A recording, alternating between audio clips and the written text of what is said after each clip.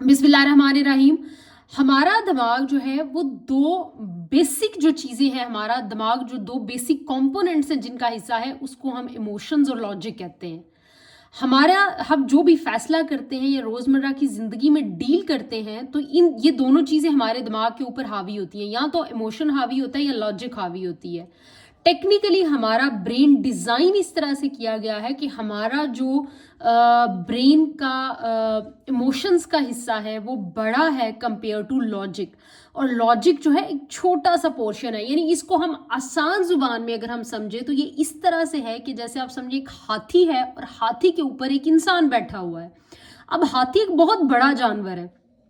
अब उस जानवर को आप इमोशन कह सकते हैं। यानी हम वो हाथी जो है उसको आप समझें कि आपके दिमाग का जो इमोशंस का पार्ट है वो इतना ही बड़ा है, जबकि उसके ऊपर जो वो छोटा सा इंसान बैठा हुआ होता है वो आपकी लॉजिक है। अब होता क्या है कि जब भी हम अपने मामलात में डील कर रहे होते हैं या हम जब भी अपनी ज़िंदगी में फैसले कर रहे होते हैं, तो हमारा इमोशन, चूंकि ये दिमाग का बड़ा हिस्सा है, तो ये हमारे ऊपर हावी आ जाता है। जब ये हमें डोमिनेट करता है तो हमारे फैसले भी इमोशनल ड्रिवन होते हैं। यही वजह है कि हम अपनी लाइफ में कामयाब नहीं हो पाते। अब ज़रूरी यहाँ पे ये है कि हम अपने इमोशंस को किस तरह से कैलकुलेट करें और मैनेज करें कि हम सक्सेसफुल हो सकें। अब इसके अंदर भी हमें बहुत सारे लोग बताते हैं कि जी आप जो कंसिस्टेंट हो जाएं तो आप सक्सेसफुल हो जाएंगे, आप अपनी लाइफ में डिसिप्लिन ले आएं तो आप सक्सेसफुल हो जाएंगे, आपके पास करेज होगी, आप परसिस्टेंट होंगे तो आप सक्सेसफुल हो जाएंगे। लेकिन ये सारी चीज़ें होने के बावजूद भी आप फेलियर का शिकार हो सकते हैं अगर एक चीज़ आपके अंदर नहीं है, वो आपके अंदर कॉग्निटिव पावर है। क्योंकि हम जितनी भी ज़िंदगी के अंदर चीज़ें करते हैं वो डिराइव जहाँ से होती हैं वो हमारी कॉग्निशन ही है, हमारा दिमाग है, हमारा ब्रेन है। अब सवाल ये पैदा होता है हमने इसको ट्रेन कैसे करना है। इसमें 3 चीज़ें हैं जो बड़ी अहम है।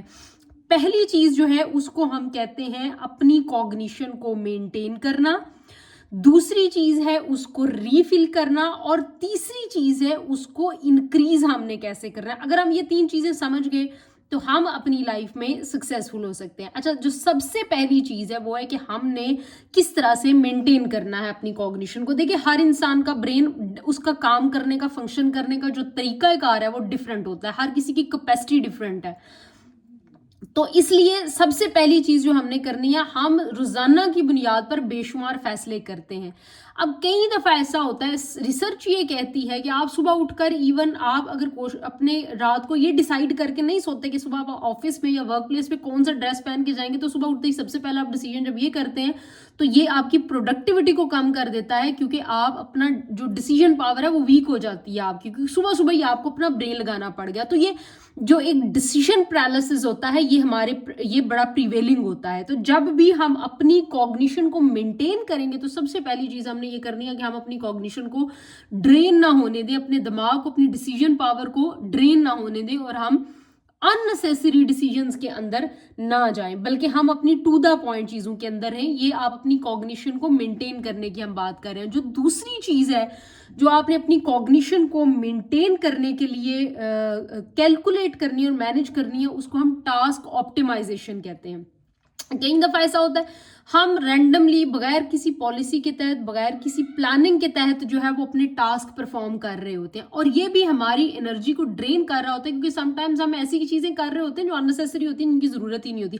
हर वक्त हम ईमेल खोल के देख रहे हैं। अब ईमेल को अगर हम 2 टाइम रख लें, सुबह में, शाम में, या हमने सुबह में और दोपहर में, या ऑफिस हम जो ही जाते हैं उस वक्त हमने देखनी है, फिर ऑफिस से निकलते वक्त दोबारा हमने देखनी है, तो ये हमारी बहुत सारी एनर्जी है जिसको ड्रेन होने से बचाता है। जितने भी आप सक्सेसफुल लोगों को देखते हैं उनके अंदर यही क्वालिटी है जो उनको दूसरों से डिफरेंशिएट करती है, और वो है task optimisation. They know what to do, when to do, how to do, and how much time to give to a specific task. तो टास्क ऑप्टिमाइजेशन बहुत इंपॉर्टेंट होती है if you want to manage your cognitive abilities.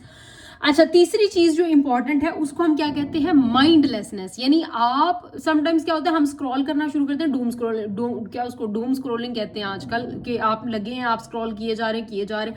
ये unnecessary आपको drain कर रही है, आपको थका रही है, आपकी एनर्जीज को सक कर रही है। आप इस चीज़ से अवॉइड करें। जितना आप इस चीज़ से अवॉइड करेंगे इतना ही आप बेटर परफॉर्म करने के काबिल हो सकेंगे। जो उसके बाद है रीफिलिंग। हमने इसको रीफिल कैसे करना है, यानी ये तो आपने मेंटेन कर ली अपनी कॉग्निटिव पावर्स, अब उसके बाद आपने उसको करना है रीफिल। अब रीफिल करने के लिए सबसे पहले आप क्या करेंगे, आप रोजाना की बुनियाद पे बेशुमार काम करने, तो सबसे पहले तो आपका ब्रेन थक जाता है, वो अपनी एक खास कैपेसिटी है जिससे आगे नहीं जाएगा। तो आपने क्या करना है, first of all you will pass, आप पास कर जाएं, आप थोड़ी देर के लिए रहने दें। आप कहते हैं कि आपने अगर कोई फैसला करना है और आप थके हुए हैं, आप इमोशनली डिस्टर्ब्ड हैं, तो आप उस रात को छोड़ दें, आप कोई फैसला ना करें। तो आपने सबसे पहले तो आपने पाज ले लेना है, क्योंकि जब हम कुछ देर के लिए रुक जाते हैं, आप एक रात का पाज ले लेंगे, 24 घंटे का पाज लेंगे, तो उसके बाद आप फैसला करने के बेटर पोजीशन के अंदर आ जाते हैं, बजाय इसके कि आप जल्दबाजी में वो डिसीजन करें और उसके बाद वो डिसीजन आपके ऊपर उल्टा पड़ जाए। सो पाज जो है लाइफ के अंदर बड़ा इंपॉर्टेंट होता है। तो अगर आप रीफिल करना चाहते हैं अपनी कॉग्निटिव पावर्स को और उनको एनहांस करना चाहते हैं, तो सबसे पहले तो आप पाज ले लें। जहनी थकावट और जिस्मानी थकावट और जो एंगेजमेंट होती है, या ओवर बर्डनड वर्क या ओवरडोज आपकी लाइफ में जो चीज़ों की होती है, वो आपको नुकसान देती है। सो उससे आप थोड़ी देर के लिए पाज ले लें। दूसरी चीज़ क्या है, एक्सरसाइज करें।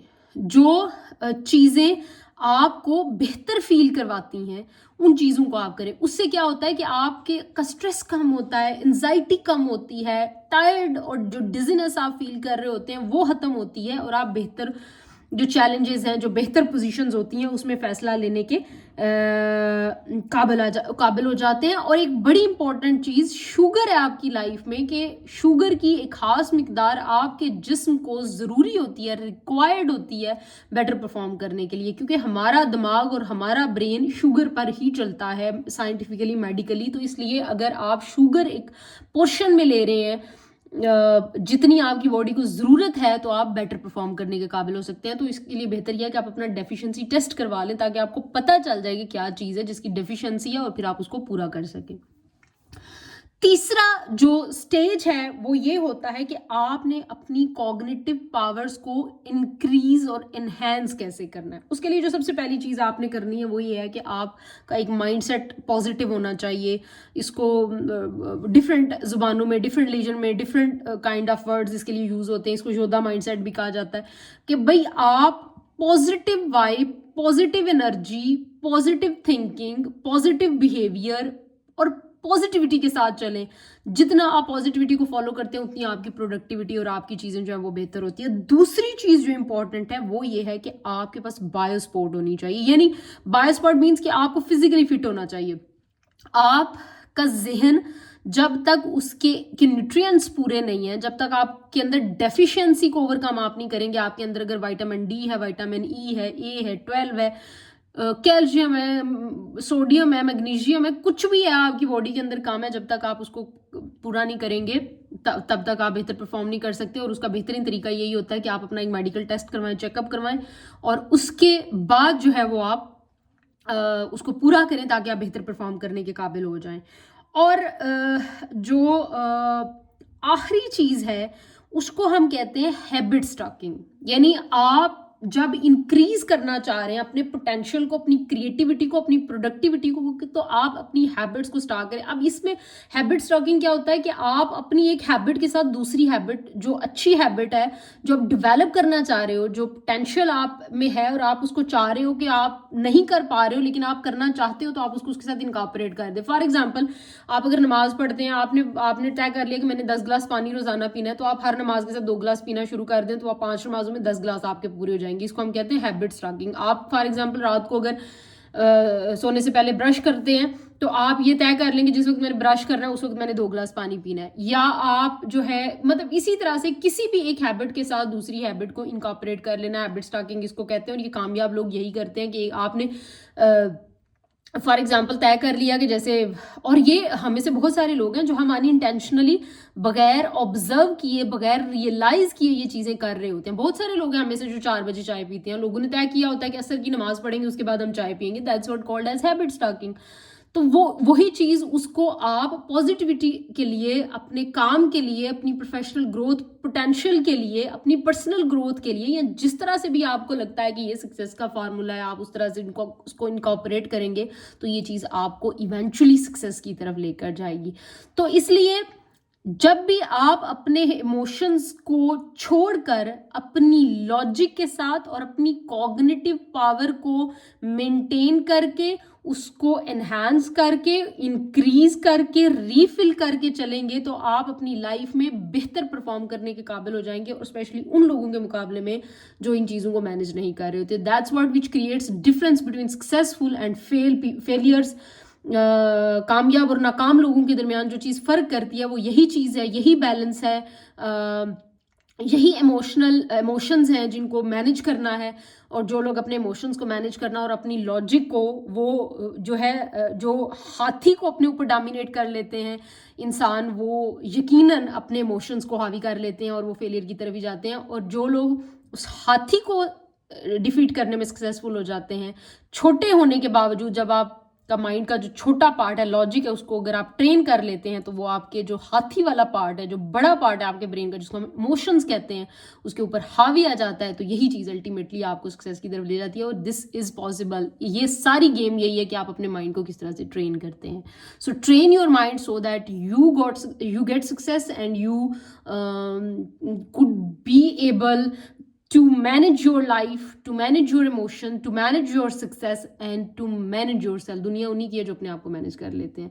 अपना ख्याल रखिएगा। नेक्स्ट वीडियो तक के लिए इजाज़त दीजिए, और अगर आपने अभी तक चैनल सब्सक्राइब नहीं किया तो चैनल को सब्सक्राइब कर लें और बेल आइकॉन बटन दबा दें ताकि आपको नॉन स्टॉप वीडियोज़ मिलती रहें। नेक्स्ट वीडियो तक के लिए इजाज़त दीजिए। अल्लाह हाफिज़।